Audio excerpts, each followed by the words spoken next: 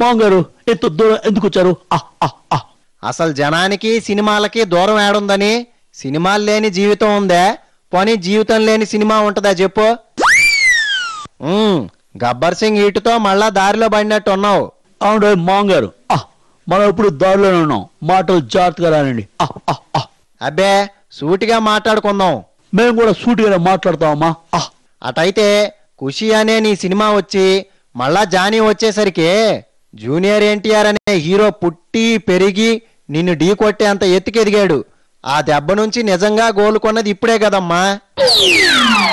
దారిలో ఉన్నానన్నావు, మరి దారిలో అట్టా బిగుసుకుపోతే అట్టా? పంచి తగిలినప్పుడు ఈక్వల్ రియాక్షన్ ఇవ్వడం న్యాచురల్ స్వామి. ఈ ఊరికి మనం కొత్త, మనకు అట్టే పరిచయాల్లో గాని పాయింట్ గా తండ్రి.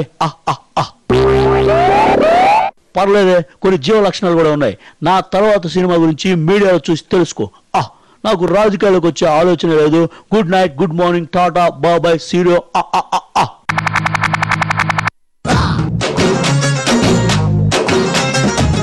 నమస్కారం అండి.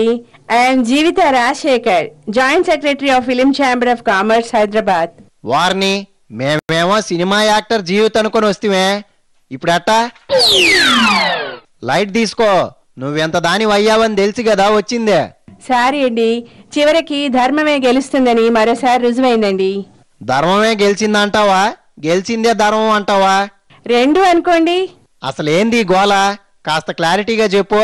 ఏముందండి, చిన్న నిర్మాతలు కాదని, చిన్న సినిమాలు కాదని, వాటిని రిలీజ్ చేసుకోవడానికి వీలు లేదని ఇలా నానా గబ్బు లేపుతున్నారండి.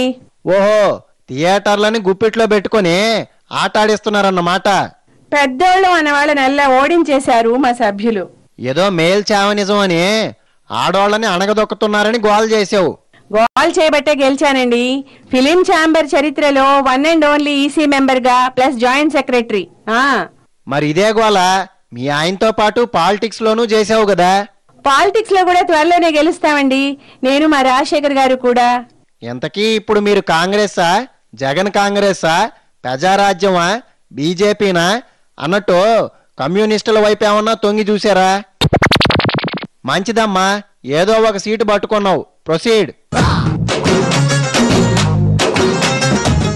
ఎన్టీవీ వాడుకదారులైన అమ్మలారా, అయ్యలారా, మన మోడర్న్ మామ మెగా కామెడీ షో ఈ వారానికి సంపూర్ణమైందండి. వచ్చే వారం మళ్ళా కలుద్దాం. Keep watching NTV. బాయ్.